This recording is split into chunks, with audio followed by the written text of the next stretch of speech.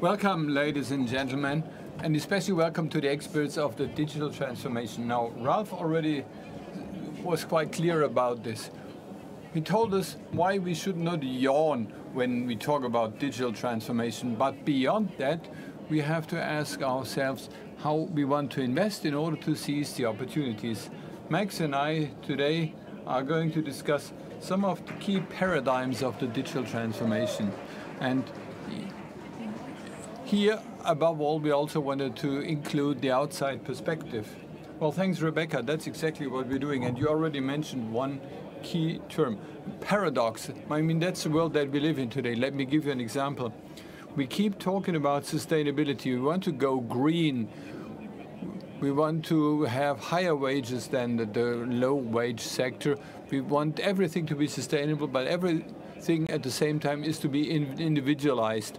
And that's what we saw yesterday, for example, with the start of the Virgin Galactic for a trip of 60 to 70 minutes at $450,000 per capita. Interesting story, isn't it? I mean, I'm not going to blame it. And I think we all need a bit of a pioneering spirit as well. But that's part of the paradox world that we live in. But there are other things which we have to take into account as well, because the transformation includes much more than just the technology. Amongst others, the fact that since 1990, we've been talking about it. I mean, that's probably the reason why some people are still yawning. But at the same time, we also have got investors in huge, unprecedented investment volumes. A previous speaker said that we're talking about a $1 trillion market. Now, yet, just imagine that's only one use case of the digital transformation. So I cannot really tell you what the overall amount is. I don't know what I think is more shocking, whether digital transformation is almost as old as I am, or that we have been dealing with it since 1996. Well, Max, give us a snapshot on this topic, the digital transformation. Well, that's what I'll try to do, because a snapshot is to be quick and highly informative, to the point. It's a very complex matter, but I'll do my best. Imagine, well, a few years ago, let's take the example of the automotive industry. The car was the thing to have. If we delivered a good product, then customers were happy. Well, but then we said that's not enough. We need a customer experience. We also need third-party services. All of a sudden, we've got connected services, weather data, and navigation systems in cars. But that's already an old story as well. The next thing was immersive. We have to emerge into a new world.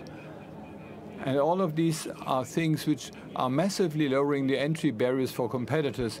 In the past, we were able to monitor them, but now we don't even know anymore who our competitors are. And of course, it also entails a degree of uncertainty, also longevity. Some companies really wonder what to invest in terms of technology, if their technology might already be outdated again tomorrow. So we are very much driven by external factors, and some of these factors are disturbing factors which we actually rather would like to get rid of as a company, but we've got to deal with them. And then, of course, humans are at the center. It's always about humans. So we are massively influenced by external factors, but we, the humans, we always have to become more and more efficient. And that's quite heavy, isn't it? And we have received some insights from outside, how that's viewed there. Yes. Well, we brought along this quote from Tristan Horrocks from the Future Institute. If you don't fully go for digitalization and transformation, we'll fall by the wayside. So we're not asking anymore whether it's a trend at all, but we rather talk about how we're going to do it in the future. And we're certainly not even wondering about why we're doing it anymore. So it remains complex, and we have to really come to our mind as to how to tackle that matter. Let's once again have a look at the megatrends of the year 2023. Of course, it's mobility and connectivity. These are the key topics that we're dealing with. But on the same level, we also have many social aspects: gender shift, new work, neo-ecologies. Now, all of these are highly complex megatrends which we have not been able to really fully grasp yet.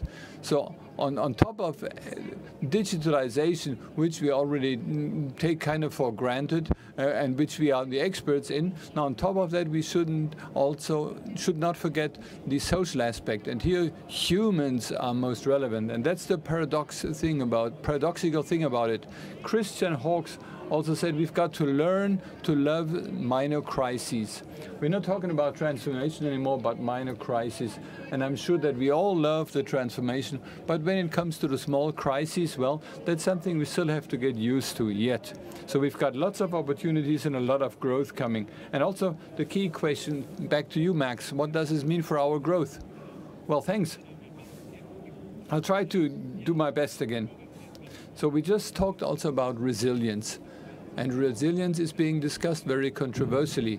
Does this mean that we've got to become immune against everything that is coming, or that we want to be able to deal with it? I think it's quite clear what it means. We have to learn to love it, not by saying now we do crisis management. We rather have to see the opportunities that arise if such situations emerge. For example, also complexity. We cannot simply say we want to reduce complexity. Complexity is going to increase anyway, that's a fact.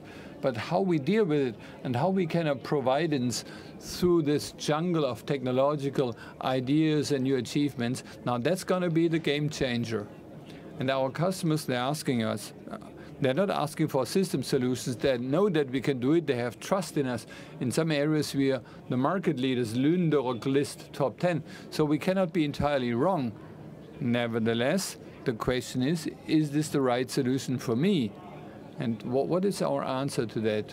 Now, how can we provide the answer as to the right strategic solutions? Now, here we have to act as comprehensive consultants. For example, skilled worker shortage, various skilled worker acquisition. So what do I have to offer my employees of the future to appear to them as an attractive employer? So, and all of this, of course, has to be also pushed towards scalability. So it's no longer about technology and product and everything that is there, but rather the orchestration and the overview and the strategic alignment. Companies are more and more investing in strategic projects, digital transformation projects, for which huge budgets have been earmarked just to set the right direction. And one thing's for sure, the ability of organizations to adapt is a key factor. So we have to change permanently because the market keeps asking for that change. Now, who remembers VUCA? VUCA, hands up. Now, what do you say? I can hardly see people here, but we do see some hands going up there. So that's one thing we certainly can tell. VUCA, that's history. Today we rather have BANI. Now what's so nice about VUCA is that we were able to easily explain to customers that their problems are not internal ones, but rather VUCA described the problems in the outside world, which is the reason why they have to change. And today we've got BANI. Now it's not getting better. We're talking about brittle, anxious, nonlinear, and incomprehensible. So it's getting even worse. So we will have more and more topics and opportunities to deal with. That's a good thing for us. But once again, we'll have to search for new solutions. We cannot reuse the answers that we gave in the past. So technically speaking, that's a different thing. But when we look at humans or at society, then we also have to come up with new ideas. And what it means to be competitive in the future and what our competitive edge is, what are the soft skills that we need in the future. Max, I think that's another answer you should give us. Well, thanks for all of those easy questions. Now, we talked about skills, and especially soft skills, which you mentioned. And I think empathy is one of the keys. Now, it's crazy that in a digital transformation, empathy is a key element. How can that be? By the way, it's also part of our basic MHP values. Am I right? So it's about humans again. That's the point. And if it's about humans, then we've got to be able to show empathy and bridge the gap between mergers and acquisitions and technologies and all of the acquisitions and link them And all of these things need to be decided upon. And companies more and more take strategic decisions as to whether they want to invest or not. And here empathy is key, because we as consultants in that segment, we've got to be able to create a link in order to be able to give an answer to the question of why. So once again, guidance, providing guidance through the jungle. And that's what we are working hard on our portfolio, on the alignment of our MHP portfolio, to make sure that we manage to utilize all of the technology that we all have and orchestrate it on a higher level in order to offer tailor-made solutions to our customers. Now, I don't say that we look similar to the animal here, but that's exactly what we need. Adaptability. You talked about the need for an organization to be adaptable, but what does this mean for us?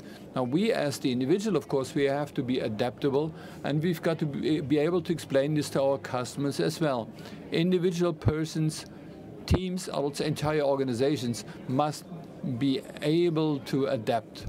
So I think that's also the biggest change that we can bring about in the digital transformation, because we do have this adaptability, because we do not insist on the achievements of the past, but we always develop faster than the outside world. That's what we're going to do. Now, of course, also taking society into account.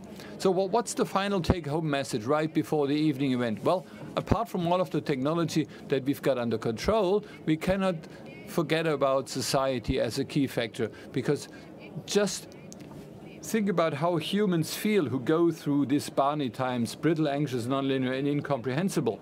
Well, in society, that's what we live in, and at the same time, we also shape society. And nevertheless, the soft skills also are the key takeaway for you to remember, because we've got to be able to reach out to the people that we talk to and not only consult them in terms of technology, but also to show full empathy. Now, loving crises sounds a bit strange, but what it requires is courage. We've got to have the courage to go ahead with solutions rather than thinking too long about what we need to do. We rather need solutions, and that takes courage. Well, and that courage is something I think we all have. We are technology leaders in dedicated areas. We are the market leaders.